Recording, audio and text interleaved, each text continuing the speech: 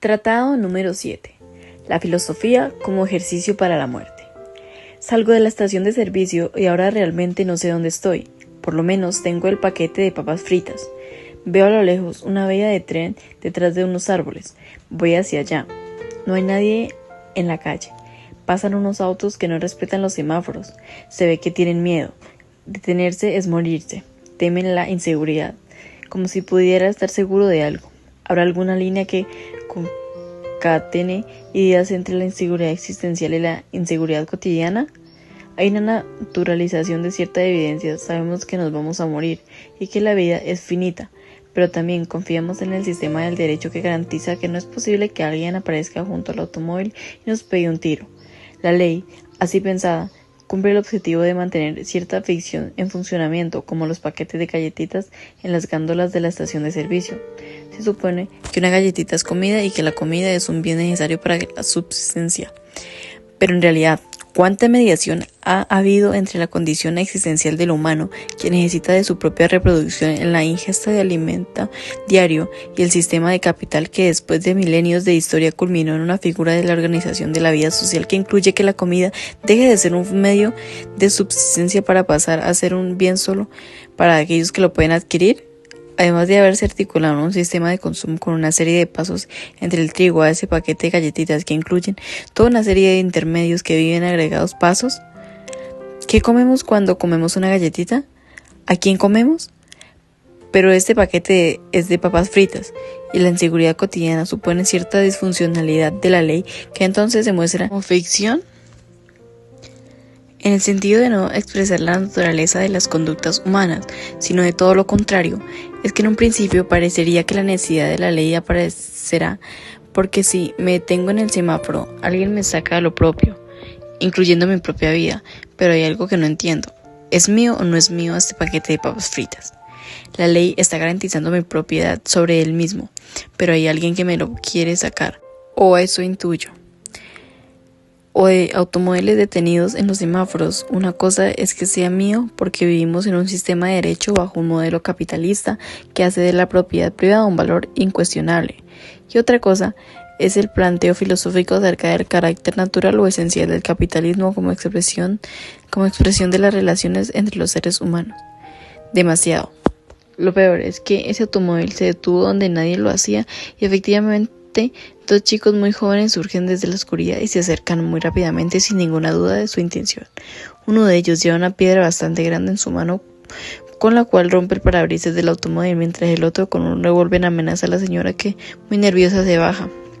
Y los dos deja con el vehículo clamándoles que no lo maten. Me veo viendo la escena y me siento encendido y hasta perturbado porque no atino ni siquiera a asustarme. Fue como ver una película que sucedía a pocos pasos. La señora está muy nerviosa y me acerco. Creo que en ese estado de nerviosismo de la señora puede asistir a un nexo clave entre la seguridad existencial y la seguridad cotidiana, el miedo a la muerte. En el Fedón, Platón relata la muerte de Sócrates. Es un diálogo escrito entre las llamadas obras de su madurez, pero que, siguiendo una supuesta cronología de la muerte de su maestro, se ubica al final de su vida. Quiero decir que influye el relato del final de la vida de Sócrates y específicamente su muerte. Platón escribe en diálogos y su alter ego. Su personaje es Sócrates, ese maestro real que tuvo y que le sirve como protagonista de sus discusiones filosóficas, la mezcla de argumentos filosóficos con situaciones concretas en las que se encarnan los debates de ideas, hacen el diálogo platónico un tipo de escritura filosófica bastante particular. Hay quienes desconfían de la escritura filosófica en tanto pierde la influencia de un saber que solo se conecta con la medida en que inquiere, interpreta, cuestiona a otro en que ese movimiento se transforma. Pero también es cierto que hay quienes entienden que la filosofía no es más que un género literario, cuya escritura casi en un plano epistolar marca un estilo y provee de conversaciones entre pensadores de diferentes épocas. Lo cierto es que sea de un modo o del otro, los textos platónicos buscan recuperar la espontaneidad del diálogo filosófico, o a lo sumo el poder empatizar con cualquier hablante que se encuentre en la necesidad de argumentar o incluso de preguntar sobre algunos de los temas existenciales tradicionales, y siempre está Sócrates, que como un maestro desarticula las verdades, desmonta las certezas, obliga a continuar justificando una idea casi harta, su parasismo. Leer los diálogos de Platón es hacer el recorrido intelectual de Sócrates, y hasta se podría ir leyendo los diálogos de acuerdo a los tiempos donde Platón ubica las situaciones, y no solo recorrer las ideas de Sócrates, sino también su vida, una vida que por diferentes motivos se ve amenazada por el poder de Atenas, que finalmente lo condena a muerte después de un juicio. Cada una de esas etapas corresponden a diferentes obras de Platón, y el Fedón se hace cargo del último tramo. Sócrates y sus discípulos se encuentran en la cárcel esperando que el guardia cárcel realice la ejecución, envenenando a Sócrates con cicuta, mientras Sócrates se dedica a explicar la naturaleza del alma, pero sobre todo los rasgos que hacen del alma una entidad inmortal. Sus alumnos se van poniendo nerviosos ante la inminencia del final. Ese nerviosismo se va volviendo el tema subyacente. La inminencia de la muerte es demasiado. Una cosa es saber que nos vamos a morir, y otra es ir viendo al verdugo preparar la cicuta en el espacio continuo. En ambos casos nos vamos a morir, pero lo difuso de su venida hace que podamos encabullirle un poco, encabullirle a pesarla, que no es lo mismo que huirle a la misma muerte. Además, en realidad, si uno se pusiese a pensar más lógicamente el tema, no hay gran diferencia entre el verdugo preparando la cicuta y la fecha promedio de nuestras muertes naturales. Sabemos que va a llegar, aunque a veces entendamos que llega a destiempo. Es que ese es el gran punto. Se supone que el humano viene con un ciclo natural de duración, más allá de lo que la técnica pueda luego hacer o modificar. Por eso no te trata solamente de una cuestión de conciencia, sino de cierta preparación, llamémosle espiritual, frente a su venida. Sócrates intenta explicar a sus alumnos que la ausencia de miedo frente a la muerte inmediata tiene que ver con ese trabajo que ha venido realizando desde siempre. La filosofía es un ejercicio para la muerte. La señora tiembla. Me acerco lento. Le pregunté si está bien. No responde. Su respiración está muy agitada. Está sentada en una especie de vereda junto a la vía. Me mira en diagonal de abajo para arriba, levantando los ojos, pero sin mover la cabeza. La veo indefensa, golpeada, desacomodada, como si la realidad la hubiera mordido, como si le hubiese sucedido algo inesperado. Es que le pasó algo inesperado. La violentaron. La violencia y la seguridad son un par conceptuales intrincado, mixturado. Se nos violentan en esa seguridad básica que necesitamos para que la cosa funcione. Y vale en el medio de esta situación horrorosa igual preguntarse, ¿qué cosa? Y también, ¿funcione para qué? Hay violencia cuando en ese semáforo se roban un automóvil.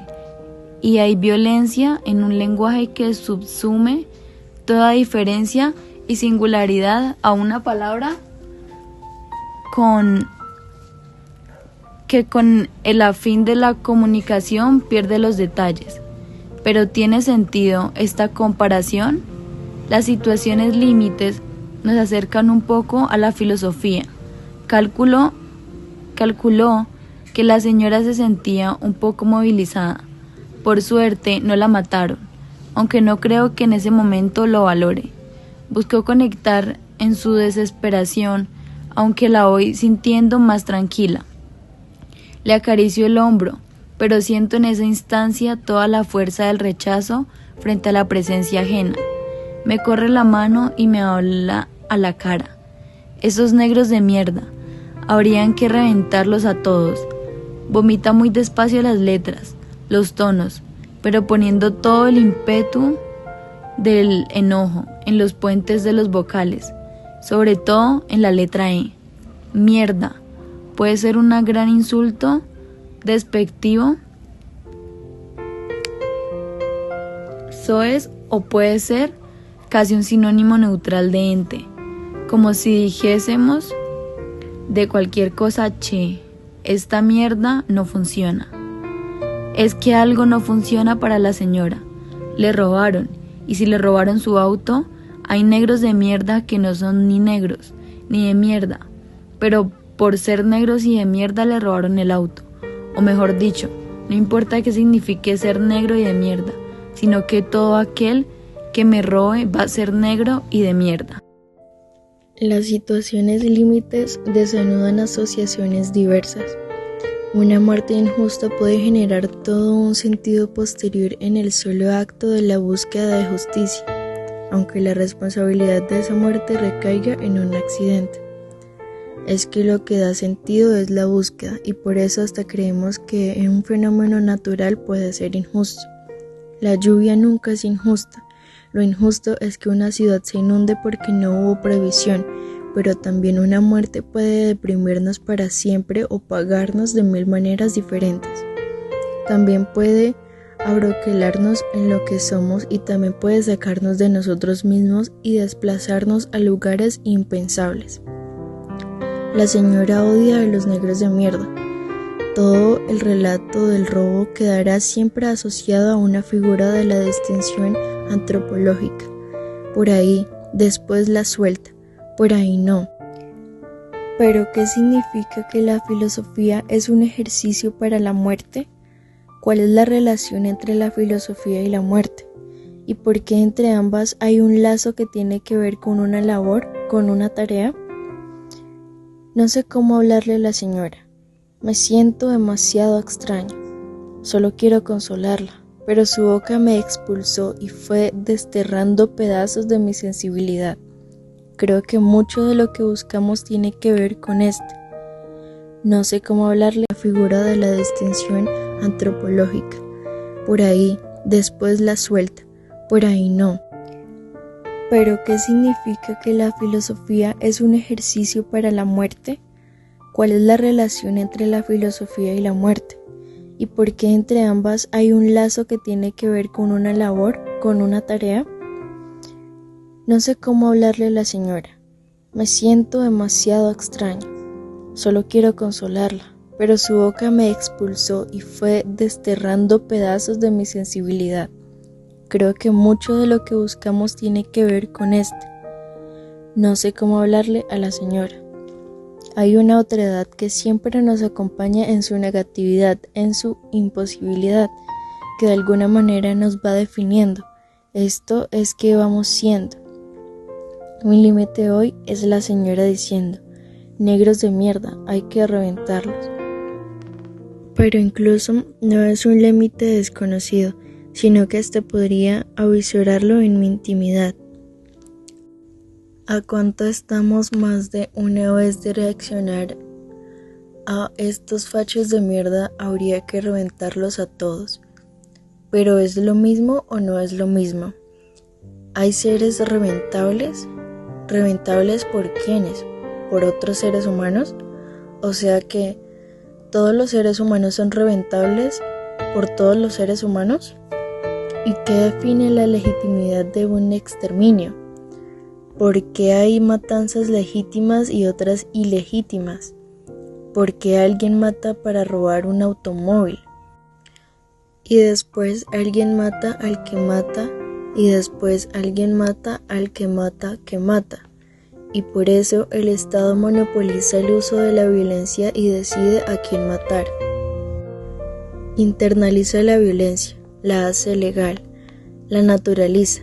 La señora ya no llora más. sino que absolutamente enajenada sobre sí misma, habla por celular relatando lo sucedido con cada vez mayor enojo y mayor incontinencia verbal. Me impactan sus palabras, pero no puedo dejar de recordar la escena de hace minutos y saber que por nada casi la matan.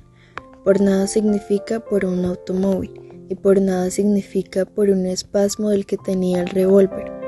¿Pero qué es la nada? ¿Es como la muerte? Y al miedo a la muerte, ¿dónde quedó? Me gustaría preguntarle qué le pasó por el cuerpo cuando la encañonaron. ¿Pensó en su vida o en su automóvil? ¿Pensó en lo que perdía? Un automóvil claramente es una pérdida, pero la vida, ¿se pierde la vida? O dicho al revés, ¿la vida nos pertenece del mismo modo que poseemos el automóvil? Parece que no. Y sin embargo, un automóvil o una mochila parece que valen más, o por lo menos se mata o se entrega la vida. Algo no funciona en realidad, o más bien, algo funciona demasiado encerrado sobre ciertas premisas que ni bien las abrimos, se nos vuelve todo el paquete disfuncional. Algo del miedo a la muerte tuvo que haber recorrido ese cuerpo, aunque sea un instante donde todas las propiedades se volvieron insulsas, y en ese único y efímero momento la señora sintió que se iba a morir. ¿Pero es lo mismo sentir que uno se va a morir que sentir la muerte? Vivimos sabiendo que nos vamos a morir, pero pocas veces estamos frente al revólver de alguien que sabemos que puede dispararnos. Saber que nos vamos a morir es constitutivo de la condición humana, y cualquier situación límite nos arroja impunemente al desocultamiento de ese olvido. Sabemos todo el tiempo que nos vamos a morir, pero todo el tiempo lo olvidamos. Hay algo en el olvido que nos permite funcionar en el día a día. Otra vez el funcionamiento y cada vez menos la verdad. Pero la señora ahora llora y clama, creo que a una hija que la vengo a buscar, y me pide la dirección exacta. Por suerte hay otras personas más lejos que le pueden dar esa información, acto que hace que recuerde que no sé dónde estoy, aunque si hay una vía de tren debe ser el oeste o el noroeste, pero no importa. Los puntos cardinales son un buen sistema de ordenamiento y nosotros buscamos la perdición. ¿Nosotros?